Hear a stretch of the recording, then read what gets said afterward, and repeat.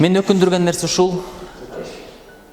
Жакында тарыхта биринчи жолу кыргызстандык мектеп окуучусу математика боюнча олимпиададан биринчи орунду алды. Гүл менен деле тосуп алган жок, аэропортко деле барган жок. Бирок бирөөнү баса калып, муунтуп, бети башын талкалаган Хабиб деген бир тууганыбыз келгенде, барбагандын бардыгы барды, тоспогондун бардыгы тосту, сыйлабагандын бардыгы барып сыйлады. Эң кымбат нерсе бул акыл. Күч пилде да бар, төөдө да бар, бирок Алла Таала акылыбыз бар үчүн төөнү пилди бизге баш ийдирип койгон. Танканы бизге баш ийдирип койгон. Бирок акылды сыйлабай, күчтү сыйлап калдык. Ошонун акыбети жакшылык алып келбейт. Ушул жигиттердин, кыздардын өтө чоң мээнети мен айтып берейинби? Мурда биз барган мектептерде авторитет ошо Хабибке окшогон балдар болчу, спортсмендер болчу, рекеттер болчу.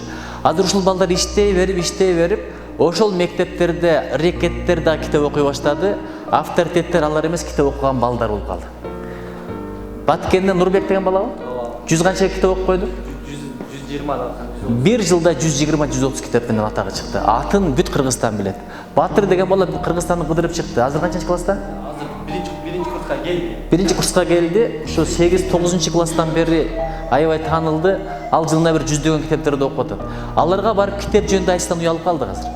Бул китепти окусаңар жакшы десе ага окуп койгонбуз дейт. Мен мындай китепти сатып алдым десең, анда окуп койгонбуз деп айта баштады. Ошон үчүнчү артта калбайлы. Бул өтө маанилүү нерсе. Адамдын бетин урган арам, адамдын мурдун сындырган жакшылык эмес, бирок адамдын акылына акыл кош деген бир сөз бар. Ачы душман акыл дос деген бир сөз бар. Ошон үчүн мен ушундан баштагым келди. Жөнөкөй эле китептен алган нерселер аябай көп. Мен бүгүн бир суроо бердим. Бутун кыйгак тилип дегенди кандай түшүнөсүңөр деп? Кыйгак. Жаңы сөз үйрөнүп келдим. Чөмөрдөк деп коет экен, туурабы? Чөмөрдөк деп койбу? Бул жакта да. Мен комсомолдон үйрөнүп келдим бул сөздүчү. Анан Насирдин Байтемиров деген кыргыздар унутуп калган, окубай калган жашчыларды алайынчы деп анан китебин окуп көрдүм. Ошол жерде Гүлша Сулуу жөнүндө жазганы бар экен. Адам билесиңер да өңдү жакшы көрөт, сулуулукту жакшы көрөт. Бул жакшы эле нерсе.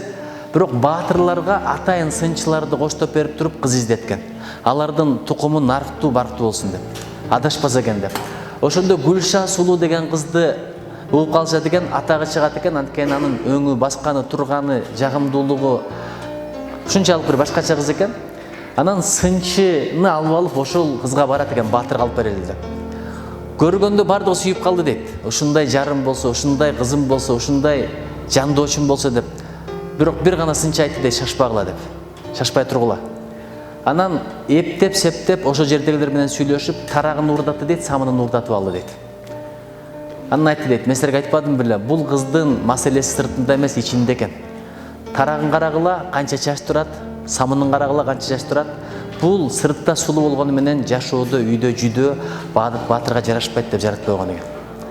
Ушулардын баарын китептен аласың, башка жактан ала албайсың.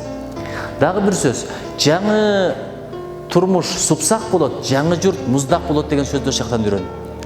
Сөз баштаган эл баштайт деген бекер эмес, китеп жазыш оңой нерсе эмес. Мен да китептерим азыр балким бияка келет, азыр бул жака коюп болуш керек.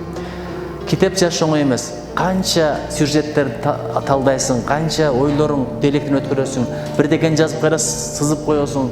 Жазып бүткөндөн кийин көптөгөн суроолор болот. Лира ким эле, Сирена ким эле, жана эсине кайткан Розадагы өзүңсүңбү, өзүң эмессиңби деп. Ошон үчүн мен биринчи бүгүн ушул жака келгенде эмнегедир бала тарбиясы жөнүндө бир аз сүйлөп берейин дедим. Китеп ал башка, китепке чейинки тарбия өтө маанилүү. Капырагайдын бир сөзү бар. Дасторкон чети дагы университет деген. Мен кошумчалагым келет. Эң чоң университет ойлодум эле Гарвард университети, Оксфорд университети, Кембридж университети. Анан кийин көп дем ошондой. Стэнфорд университети, Коби университети менен окуган, Канзас университети. Бирок эң чоң университет каяк айтып берейинби? Үйдүн ичи экен. Үйдүн ичи. Анткени ал жака барасың, 90 мүнөт лекция угасың, кулагыңа кирсе кирди, кирбесе жок. Бирок үйдө ата менен апанын сөзү баланын кулагына кирип, жүрөгүнө сиңип калат экен. Эмне үчүн азыр биз мигранттардын өлкөсүнө айландык? Көрсө ата менен апа китепти сүйлөбөйт экен, билимди сүйлөбөйт экен, акылды сөйлөбөйт экен.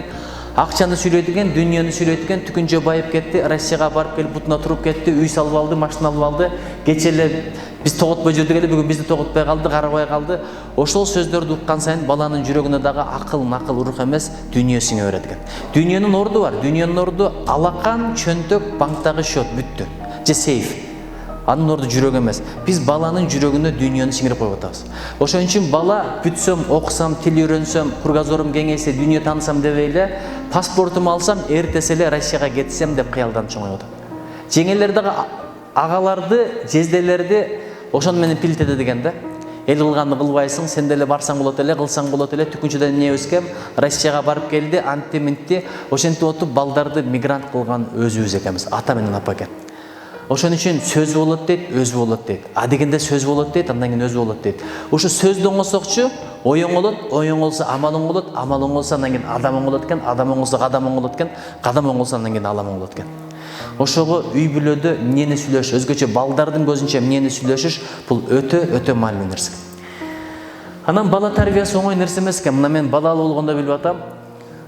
Баланын көңүлүн карайбыз. Жакшы көргөн ушу деп түшүнөбүз да, бала эмнени кааласа ошонун баарын кылыш жакшы көргөндүк деп түшүнөбүз. Бул жакшы көргөндүк эмес. Бул баланын алдына оргазгандык менен барабар. Ошон үчүн бала кээде бычакты талашат, бала кээде мылтыкты талашат, бала кээде кайчыны талашат, ыйласа да алып коесуң. Себеби сен билесиң, ал билбейт. Баланын көңүлү менен боло берсең, бала акыры Кудай бетин нары кылсын, КГБдан дагы бандиттен да жаман болуп чоңойт. Чындап эле караңыз, бир окуяны уктум. Дордой деген базар бар. Мен кыштын күнү кээде барам, өзүм баргым келбейт, аялымдын көңүлү үчүн барам. Анткени ал барып кыдыргысы келет, аял затына бул жага деген. Анча-мынча барам, киргенде эле тоңуп калам кыштын күнү. Мындай жөн эле бир кыдырып өткөндө. Ошол жерде тоңуп, үшүп, эртеден кечке саткандар, байкуштар акча табам деп ден соолугун берип атат, бирок тапкан акчасы менен кайра ошол ден соолугун тикелей албай кыйналып атышат. Ошолор ошентип жүрүп баккан балдары, айрымдардын окуясын уктум, ошолордон азап көрөт экен. Баладан азап көргөндө башка эч кимден көрбөйсүң эгер жаман чыгып калса. Бандиттанча кыйнабайт, КГБданча кыйнабайт, шпионданча кыйнабайт, душманданча кыйнабайт. Ошентип кыйналып баккан балдары өздөрүнө проблема, өздөрүнө азап тозок болуп атат. Кудай баланын азабынан сактасын. Ошон үчүн балага дүйнө бериш оңой эле, алтын күмүш бериш оңой эле, бирок анын кадырын билбесе бекер. Бир миллионер бар экен. Миллионердин кызы келип алып туруп бир кафеде тамак ичет экен. Тамак ичип чыгып баратып, Америкада ушундай бир маданият бар, чаевой деп коет. Бүткөндөн кийин рахмат айтып кичине кошуп жакшы берип коет. Чыгып баратып, ошол жердеги официанттарга $100 карматып коюптур. Бул кичине чай ичип койгула деп. Арадан бир топ күн өтөт. Ошол кыздын атасы миллионер өзү келет, миллиардер, ошол кафеге. Сүйүнүшөт. Кызы $100 берсе, атасы эми Кудай кааласа бир 1000 болбосо да $500 берет го деп аябай кызматты кылат. Анан чыгып баратканда атасы мегеле деп туруп $10 карматкан экен. Анан таң калат, бу кандай, суроо берсек болот. Өткөндө кызыңыз $100 берди эле. А сиз эмнеге болгону $10 бердиңиз? Биз башкача күттүк эле десе, ал кыз менен дейт, менин кызым менен менин айырмам чоң дейт. Ал миллиардердин кызы, мен жетиммин деген экен. Эмне үчүн баланын алдында кадырың жок, бере бересиң, айтканын кыла бересиң, бирок ошол акча кайдан келди түшүндүрбөйсүң. Кантип? Менин атамдын бир сөзү бар эле. Ата 1 сом, ата 1 сом берчи десең, балам 1 сом деп айтпа мага, гана 1 тиын таап берчи дейт эле, кадимки ойлонот болчумун. Ошону менен атам акчаны кантип кыйналып табатканын мен бала кезимде түшүнгөм. Ошол нерсе азыр кызыма өтүптүр. Өткөндө Кембриджге барып бир көрсөтүп атам, ал кымбат мектеп го. 8 жашар кыз. Бүт кыдыртып чыктык. Азыркы мектеби менен ал мектеп асман менен жер, аябай шарттары сонун. Ушундай карап чыгып, ата дейт, өзүм эле мектебим жакшы экен деп апасына кийинчерээк айтып бериптир. Мен окугум келди, бирок атам кыйнагым келбейт, акчасы кымбат турбайбы? Ушул сөздү ыйлагым келди.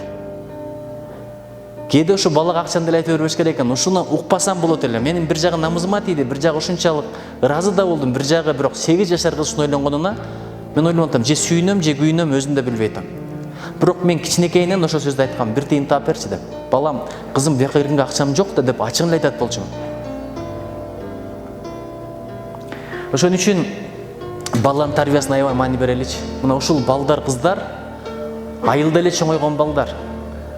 Частный мектепте окугандар, дүйнөнүн түбүн билип калганда, булар балким бир барак китеп окуй элек болчу, бирок Кудайга шүгүр фундаменти жакшы. Биякта палек деп коесуздарбы, палеги жакшы.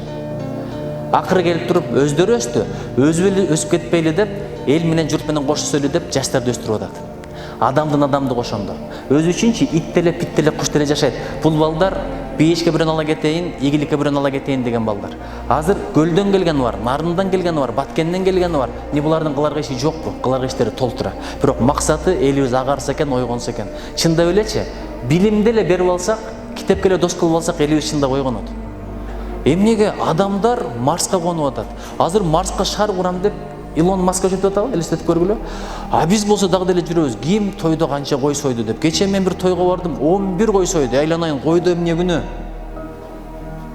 Bir çöйчөк тамакка тоёсуң, жейт экенсиң, барат экенсиң, дагы бирди жейт экенсиң, барат экенсиң.